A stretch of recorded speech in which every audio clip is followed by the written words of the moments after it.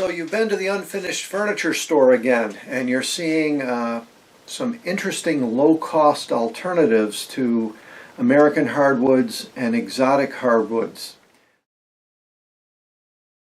A material called Parawood or rubber tree wood. Let's talk a little bit about that wood. I'm doing a computer desk project. We're going to go through how to handle the wood, how to get the stain on it, the finishing process, and is this wood really appropriate as far as fine furniture is concerned, or is it something that's reserved for the kids' room? So we'll go through Parawood front to back. I'm not an expert at this. I learned everything in wood shop many years ago in high school, and just doing some refinishing projects on some old furniture through the years. So if you see something that is completely anathema, and I realize that refinishing wood is very much like a religion to some people, and it becomes an emotional experience.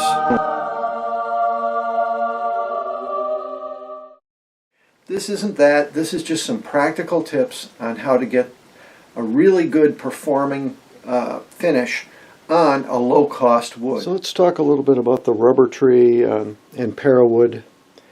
Parawood, to me, looks a lot like a white or a very light version of mahogany. Has that kind of a grain. It's going to be interesting to see how this wood takes stain. I do know that there's been some bad experiences with the wood taking stain in an uneven fashion, looking blotchy. They've come a long way with this wood. They now do some treatment of the wood and some kiln drying that makes it take the stain a lot better. It's a good idea to treat the wood because it is susceptible to fungus, and you don't want to be sitting in a peach fuzz chair, especially if you're living in a wet environment, or if the furniture is in the basement. This is going to be in the basement because this particular project is a computer desk. So I want to make sure that it's well finished so that nothing happens. Where does Parawood come from? Where does the rubber tree come from, and what's that all about? Rubber plantations really started up in the early 1900s with the revolution of the automobile. The largest plantations were the Michelin Tire Company out of France and French Indochina, now Vietnam. The largest plantation from that period was well over 30,000 acres. And even during the Vietnam War, there are stories of fights occurring in these huge groves with these very straight trees, and everybody was pretty amazed at these rows of rubber trees growing in Vietnam. With the advent of the furniture business around rubber trees and rubber plantation excess wood, Vietnam has become the center of building furniture made out of this wood. So it's one of those rare cases where you can actually source the material and build the finished product in the same country. There is a rubber belt that goes all the way around the world. The tree is actually native of South America, and it was transplanted to Southeast Asia. But it's being grown in many places around the world, Indonesia and Thailand and so on. But this particular kit comes from Vietnam. It's a huge factory in Vietnam, and we'll see how it works out. And I'm going to rough it up a little bit with some sandpaper, and that's going to prepare the grain to take the stain more evenly. So I'm going to be using some 3M 220 sandpaper to rough up the grain. We'll talk a little bit about green. Is the rubber tree wood or the Parawood green? Well, it is green in that rubber trees begin to produce sap at about age 7 or 8, and they get sap out of them for 30, 35, 40 years, and then the sap production goes down, and now usually the tree would be cut down and burned. So everything we see here is a product that is recovered from wood that was burned at one time. Instead of burning it, it's being made into furniture and producing a low-cost, high-quality wood for furniture. So that's a really good use of the tree and recycling the product. Now these are the legs for one of the desk sections. It's an L sectional desk. Now this 220 is taking off some amount of very fine tan-colored sawdust. All we're trying to do is just rough it up enough that it's going to make some micro grooves. And these micro grooves are going to even out the ability of the wood to accept the stain. Okay, that's what we're trying to do. Even though the wood is very well finished and does not technically need any sanding, we're doing the sanding so that the wood will take the stain in a more even fashion. Okay, it's a wood that's got basically rubber or something very oily inside, so we're going to use an oil finish. This is a Minwax oil-based wood finish. This guy is golden oak, so it's not going to put much of a dark color in the wood, but it's going to give it a little bit of darkening, and golden it up a little bit, give it a little bit of character. So this is an oil-based stain. So I've now completed the sanding, and notice how this professional grade 3M sandpaper has not picked up any deposits. It's totally clean. The sawdust that's coming off here is very, very fine, and we're not getting any clogging on here. That means that the wood is good and dry, and it should be ready to accept the stain. Hopefully these grooves are going to allow the stain to go in properly so that we don't get a splotchy finish. So this, by the way, before I start the staining, this material here that I'm on is it's gift wrapping paper. It's the back side of gift wrapping paper. It's very waxy and slippery, and makes an excellent thing to work on because hardly anything wants to stick to that. So I like to put finish on with a foam brush. Some people like to put it on with a rag and rub it in. A rubbed in finish is excellent. A good technique is to put the finish on with a brush, see how it acts, and then wipe it off with a cloth after. You're going to be putting something over this, a protective finish. First we need to get the stain in. Okay, we've got our stain. Notice there's no bubbles in the stain. If you shake the stain up and you see bubbles, let it settle out. Do make sure it's mixed up. Get down in there with a stirring stick if it's been sitting around for a while. And I have my wiping rag ready. I have my brush. So let's see what we're going to do here. Okay. See what we got here.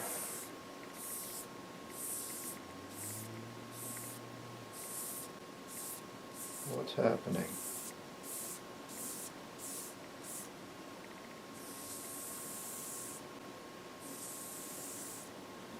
Okay.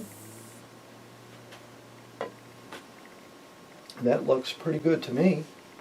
I see no signs of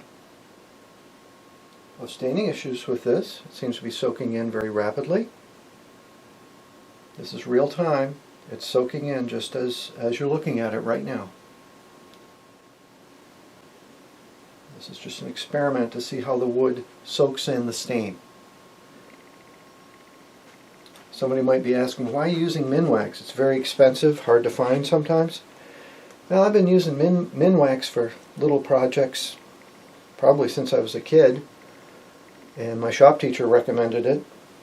There's many other brands that would work just as well or better, but you just stick with what you know. Wow, look at that wood, soak it up. This is going to work. Nice light oak finish to it with a mahogany-like grain. Nothing wrong with that. If it takes this stain so nicely, it would certainly take a dark cherry stain just as well. Maybe a dark cherry might be the motif you have in your office.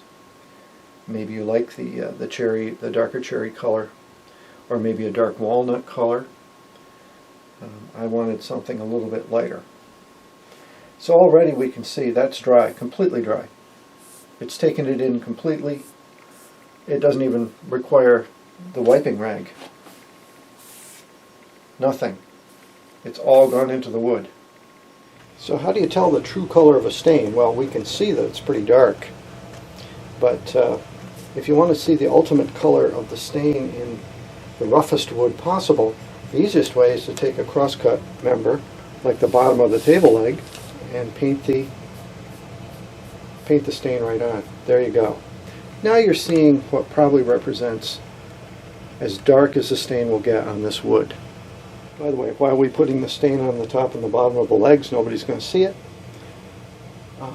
Remember the problem with the mold and the bugs. We want to make sure that we've got every surface of this wood sealed, even the insides and undersides of the desk. Okay, let's take a closer look at a table leg. This leg's got some character to it.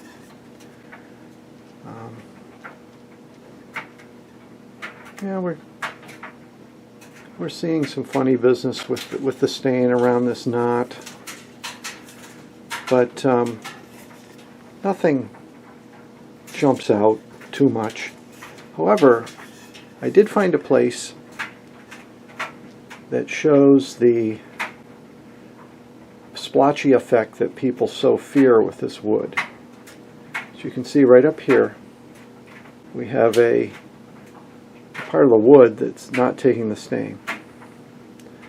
Now to me, that looks like some type of a chemical during the process splashed on this and caused that. Really interesting, huh? But it definitely is not taking the stain properly in that spot. This would drive any real woodworker nuts. And I'm going to try a couple things, see if we can even that out. It might be interesting to see if it's possible to recover that, even though this is a part of the table that you're never going to see. So I've got a little bit of heavier grit paper here. This is 180. That's on foam. I'm just going to use that with my fingers to see if I can work on that area a little bit, see if I can get that straightened out.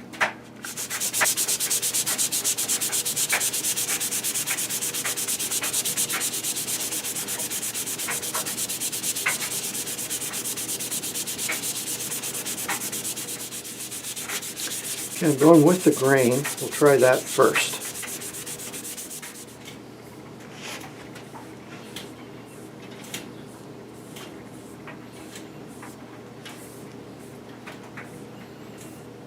Now if we're starting to get through it, we'll start to see some of the stain show up in the pattern. And if we're not, then we've got to go deeper. So we're going to try to go a little bit deeper. Okay, we've taken it down till we've gotten into the bare wood and through the oil. By the way, you don't want to use your good sandpaper on something that you've already put oil on, because it will gum up then. Let's see if we've made any progress. I didn't go really deep. I just wanted to go deep enough to prove if it was the wood that was the problem, or if it was a defect in the manufacturing process where there was a splash of some of the boron chemical that they use to impregnate the wood to make it more fungus resistant. Okay, so I put a little extra oil stain on this end because now that we've sanded it down, it won't have the benefit of the first coat like this one did. So you have to be careful evening it out, or you're going to have a lighter spot that's simply due to us sanding it again. So I gave that a little extra to try to even it out. It's not too bad. One thing that it has proven is that that particular defect was not really the wood. It was a splash of some type of chemical.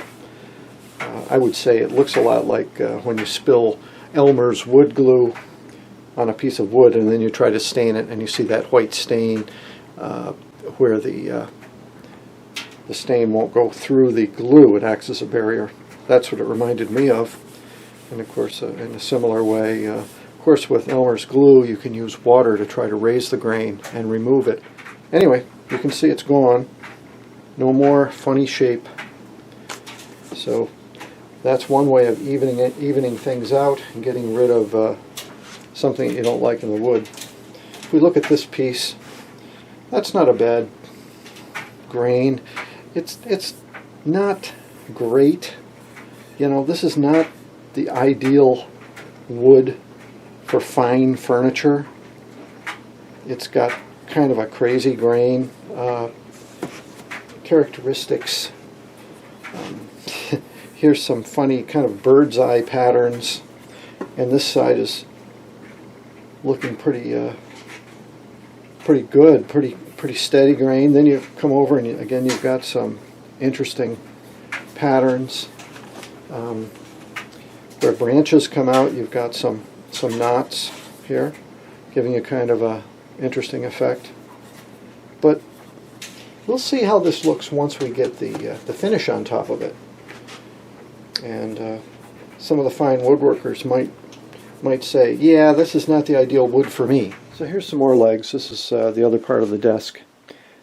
These are going to need to be stained as well. You know, I was talking about water. You know, there's nothing special about the wood rejecting water, like it would bead up on it or something like that. It's just that the wood has more oil or latex in it than normal wood would have. And you can still use water in with this wood. For instance, if you need to raise the grain. Why would I want to raise the grain? Let's say the wood had some marring or some indentations that were caused. You might have accidentally hit two pieces of wood together, or maybe there's a ding or a marring that you've put into the wood and you'd like to take that out. So here's a piece of wood. I don't see any blemish on it, so let's put one in it. We'll take another piece of wood and we'll just do a typical thing that could happen. Here's a piece of wood that's hit another piece of wood. And as you can see, we've put a mar in the wood. It's a cross mar. You can see if we put stain on that, that is going to show up. Okay? We would like to get rid of that mark that we've just put in the wood before we stain it, because that mar is going to have an imperfection. So the way we get rid of it is we take ordinary water, dip the finger in, and we're going to put the water right on the mar. We can see it here. And we'll just let that sit. And the grain will raise, then we'll sand it, and the mar will be magically gone. It's not even dry yet. You can already see that the mar is gone. That water raised that grain beautifully. The only time this technique doesn't work is if you cut the cell wall, or you actually cut into the grain. So if we were to make a divot in this that would cut the grain, raising the grain would not help. It wouldn't hurt, but it really wouldn't help that much. So that's the magic of water.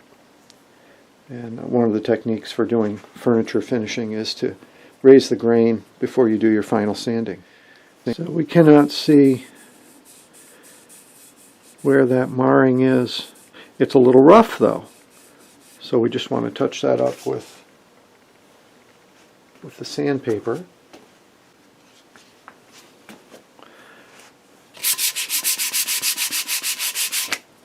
Okay, after raising the grain, it's completely gone. Okay, I have now got the the desk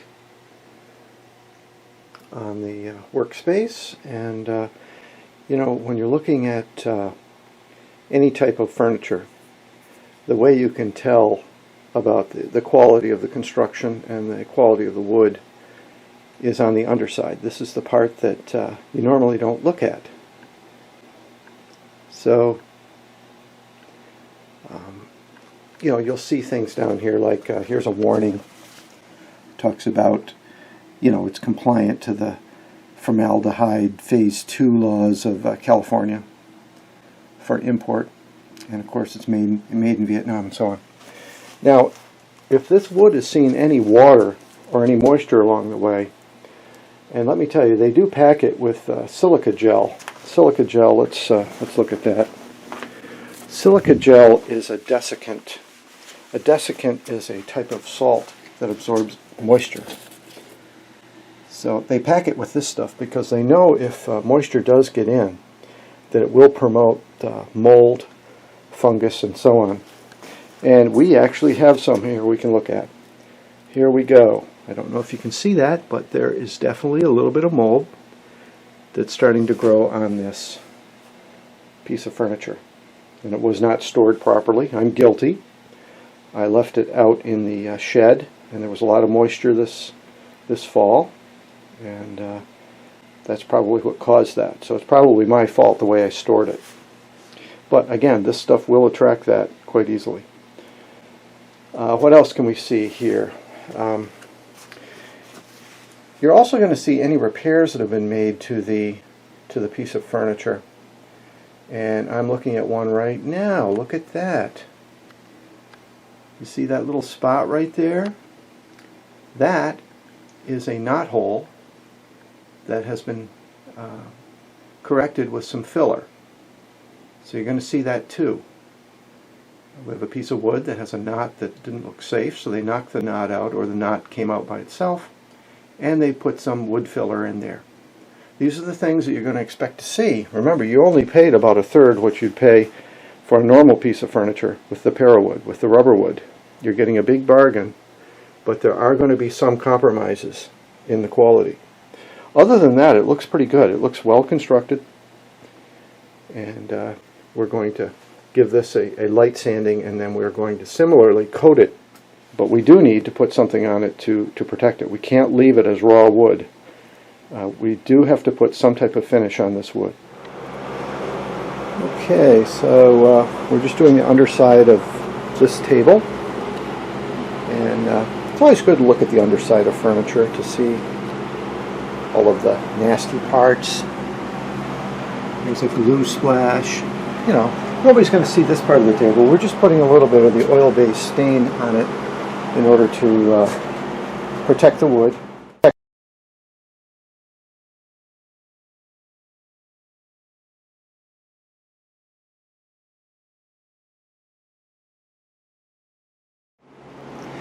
Okay, we got the first coat on. Don't have to go too crazy with this first coat. All we're doing is sealing the wood. It's going to look a little bit splotchy and uneven, and that's completely normal. We're going to be sanding this first coat. This is the coat that seals the wood and allows us to get a little better finish on the second coat. If you want to go crazy, we're going to put a third coat on, and eventually you could actually build up what's called a glass finish if you wanted to really go wild. Okay, when you're building up coats of polyurethane onto the finish, you're going to notice there's going to be some high spots, there's going to be some rough marks, and that's normal with polyurethane on the first coat. So we're going to take that down with some fairly rough sandpaper.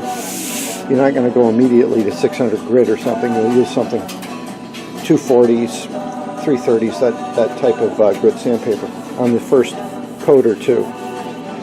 And with each successive coat, you'll be going to finer and finer sandpaper until you get a nice smooth finish.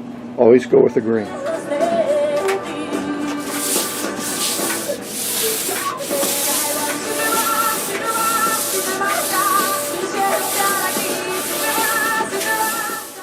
Okay, here's 2 coats.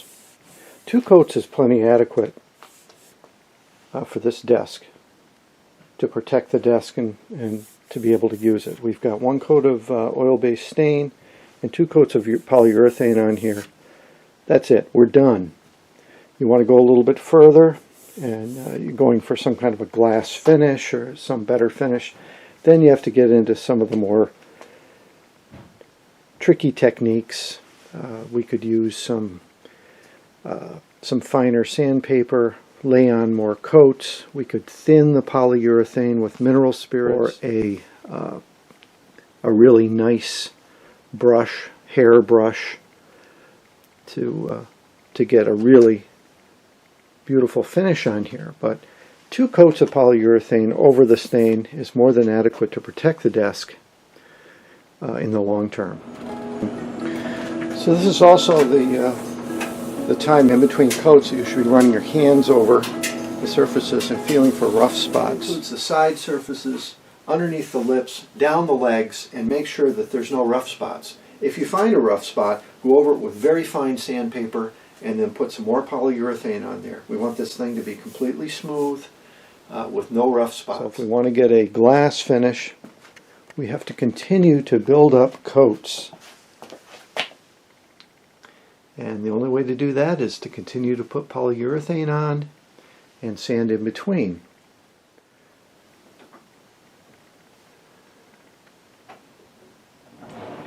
This is coat number 3, and I put it on thin, mixing it with a little bit of mineral spirits is not a bad idea. If you really want to start to get a glass finish, you need to have a thin enough coat that that it goes on smooth and without bubbles. So did you get anything at all out of this? Are you now a little more confident in buying this low-cost alternative? You think you can handle putting the finish on and getting a good performing smooth surface, hard, something that'll last a lifetime? I hope this video helped you out a little bit, and send me some feedback. I want to hear some comments. Thanks.